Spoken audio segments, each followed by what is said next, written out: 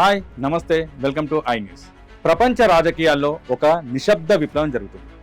ఈ మార్పు యుద్ధ భూముల్లో మాత్రమే కాదు, సముద్రాల్లో, వాణిజ్య మార్గాల్లో, సెమీ కండక్టర్ ఫ్యాక్టరీల్లో, అణు విద్యుత్ కేంద్రాల్లో, ఖనిజ గనుల్లో మరియు దేశాల మధ్య కుదురుతున్న వ్యూహాత్మక ఒప్పందాల్లో కనిపిస్తుంది. ఈ మార్పులో భారత్ ఇప్పుడు ప్రేక్షకుడు కాదు, ఆటలో భాగస్వామి కూడా కాదు, ఆట నియమాలను ప్రభావితం చేయాలని చూస్తున్న దేశంగా మారుతుంది. ప్రధాని Narendra Modi Indonesia, Australia, New Zealand పర్యటన సాధారణ విదేశీ పర్యటన కాదు. ఇది ఇండో పసిఫిక్లో భారత్ తన స్థానాన్ని ప్రపంచానికి స్పష్టంగా తెలియజేసిన దౌత్య యాత్ర కాదు, మోదీ చేసిన చైత్ర యాత్ర. ఎందుకు ఈ మూడు దేశాలే? ఆస్ట్రేలియాతో 28 ఏళ్లలో ఏం మారింది? చైనా ఎందుకు ఈ పరిణామాలను దగ్గరగా గమనిస్తుంది? అమెరికా పాత్ర ఏంటి? ఈరోజు పూర్తి విశ్లేషణ ఈ వీడియోలో తెలుసుకుందాం. 1998 మే రాజస్థాన్లోని పోఖ్రాన్ ఎడారిలో భారత్ వరుస అణు పరీక్షలు నిర్వహించింది. అప్పుడు ప్రధాని అటల్ బిహారీ వాజ్పేయి ప్రపంచానికి ఒక సందేశాన్ని ఇచ్చారు. భారత్ తన భద్రతను తానే కాపాడుకుంటుంది. ఆ నిర్ణయాన్ని పాశ్చాత్య దేశాలు సానుకూలంగా చూడలేదు. అమెరికా ఆంక్షలు విధించింది, జపాన్ అభ్యంతరం తెలిపింది, ఆస్ట్రేలియా మరింత కఠిన నిర్ణయం తీసుకుంది. రక్షణ సహకారం నిలిపివేసింది, సైనిక శిక్షణ కార్యక్రమాలను కూడా రద్దు చేసింది. ఆస్ట్రేలియాలో శిక్షణ పొందుతున్న భారత అధికారులు కూడా తిరిగి ఇండియాకి రావాల్సి వచ్చింది. ఆ సమయంలో భారత్ ఆస్ట్రేలియా సంబంధాలు దాదాపు పూర్తిగా దెబ్బతిన్నాయి. ఈ విభేదాలు కేవలం అణు పరీక్షల వల్ల మాత్రమే కాదు, దీని వెనక దశాబ్దాల చరిత్ర ఉంది. కోల్డ్ వార్ సమయంలో భారత్ సోవియట్ యూనియన్కి దగ్గరగా ఉండేది, ఆస్ట్రేలియా అమెరికా మిత్రదేశం. ఇద్దరి వ్యూహాలు వేరు. ఇంకో కారణం ఏంటంటే ఆస్ట్రేలియా వైట్ పాలసీ ప్రభావం. ఆ కాలంలో వలస విధానాలు భారతీయుల పట్ల అంత అనుకూలంగా లేవు, ఆర్థిక సంబంధాలు కూడా బలహీనంగా ఉండేవి. భారత్ అప్పట్లో క్లోజ్డ్ ఎకానమీ అనుసరిస్తుండగా ఆస్ట్రేలియా స్వేచ్ఛా వాణిజ్యాన్ని ప్రోత్సహించింది. రెండు దేశాల మధ్య సహజమైన వ్యూహాత్మక అనుబంధం ఏర్పడలేదు. కానీ 2026లో పరిస్థితి పూర్తిగా మారిపోయింది.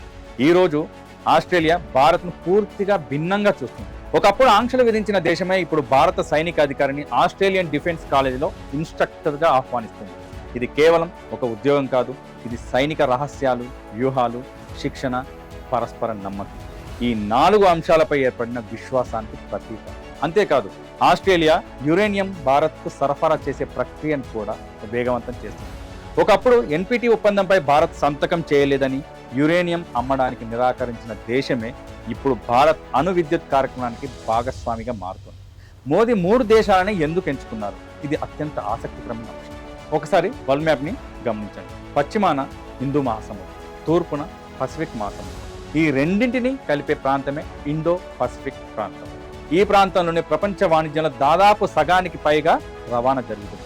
ప్రపంచ చమురు సరఫరాలో పెద్ద భాగం ఇక్కడి సముద్ర మార్గాల ద్వారానే వెళ్తుంది. సెమీ కండక్టర్ సరఫరా గొలుసులు, ఎల్ఎన్జి రవాణా, క్రిటికల్ మినరల్స్ ఇవన్నీ కూడా ఈ ప్రాంతం పైన ఆధారపడి ఉన్నాయి. అందుకే ఇండోనేషియా కీలకం, ఆస్ట్రేలియా కీలకం, న్యూజిలాండ్ కూడా కీలకం. ఈ కథలో చైనా పాత్ర కూడా ఉంది. ప్రతి విశ్లేషణ చివరకు చైనా దగ్గరికే వస్తుంది. ఎందుకంటే గత 10 ఏళ్లలో చైనా తన సైనిక శక్తిని భారీగా పెంచుకుంది. దక్షిణ చైనా సముద్రంలో కృత్రిమ దీవులు నిర్మించింది, తైవాన్ పై ఒత్తిడి పెంచింది, భారత్తో గల్వాన్ ఘర్షణ జరిగింది, ఆస్ట్రేలియాపై వాణిజ్య ఆంక్షలు విధించింది, జపాన్ సమీపంలోని సముద్ర ప్రాంతాల్లో తన నౌకలను పెంచింది. దీంతో చైనా ఒక్క దేశం ఆధిపత్యం సాధిస్తే ప్రాంతీయ దేశాల భద్రత, వాణిజ్యం, ఇంధన సరఫరా అన్ని ప్రమాదంలో పడతాయనే ఆందోళన పెరిగింది. అయితే అందరికీ భారత్ అమెరికా శిబిరంలో చేరిందా అన్న అనుమానం రావచ్చు. ఇక్కడే భారత విదేశాంగ విధానం యొక్క ప్రత్యేకత తెలుస్తోంది. భారత్ క్వాడ్లో ఉంది, అమెరికాతో కలిసి సైనిక విన్యాసాలు చేస్తుంది. కానీ అదే సమయంలో బ్రిక్స్లో కూడా ఉంది, షాంఘై కోఆపరేషన్ ఆర్గనైజేషన్లో కూడా సభ్యత్వం కలిగి ఉంది, రష్యా నుంచి ఆయుధాలు కూడా కొనుగోలు చేస్తుంది, ఇరాన్తో కూడా మంచి సంబంధాలు కొనసాగిస్తుంది. అంటే భారత్ ఎవరి శిబిరంలోనూ పూర్తిగా చేయడం లేదు.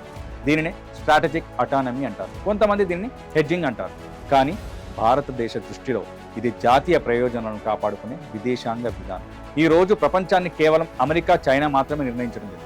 జపాన్, ఆస్ట్రేలియా, ఇండోనేషియా, దక్షిణ కొరియా, వియత్నాం, సింగపూర్ ఇలాంటి దేశాలు కూడా ప్రభావం చూపుతాయి. వీటిని మిడిల్ పవర్స్ అంటారు. వీటి లక్ష్యం ఒకే దేశం యొక్క ఆధిపత్యం లేకుండా నియమాల ఆధారంగా నడిచే ఇండో పసిఫిక్ని నిర్మించడం. భారత్ కూడా ఈ దేశాలతో మరింత సమన్వయం పెంచుతుంది. 28 ఏళ్ల క్రితం ఆస్ట్రేలియా భారత్ను ఒక సమస్యగా చూసింది. ఈ రోజు అదే ఆస్ట్రేలియా భారత్ను పరిష్కారంలో భాగంగా చూస్తుంది. ఇది కేవలం భారత్ ఆస్ట్రేలియా సంబంధాల మార్పు కాదు, ఇది ప్రపంచ శక్తి సమీకరణంలో జరిగిన పెద్ద మార్పు.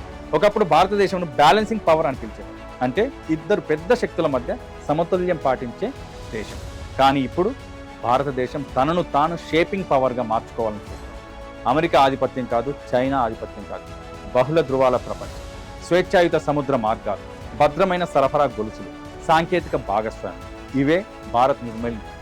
ఇవే భారత్ నిర్మించాలనుకుంటున్న కొత్త ఇండో పసిఫిక్ వ్యవస్థ. మోదీ 3 దేశాల పర్యటన ఈ కొత్త వ్యూహానికి ప్రారంభ సంకేతం మాత్రమే. రాబోయే దశాబ్దంలో ప్రపంచ రాజకీయాల్లో భారత్ కేవలం పాల్గొనే దేశం కాదు, దిశను నిర్దేశించే దేశంగా మారుతుంది. అదే ఇప్పుడు ప్రపంచం ఆసక్తిగా గమనిస్తున్న ప్రశ్న. మరి మీరేమనుకుంటున్నారు? మోదీ చేసే ఈ టూర్లు, ప్రపంచవ్యాప్తంగా భారతదేశానికి వస్తున్న పేరు పైన మీ కామెంట్ చేయండి, సబ్స్క్రైబ్ చేయండి, షేర్ చేయండి. Thank you.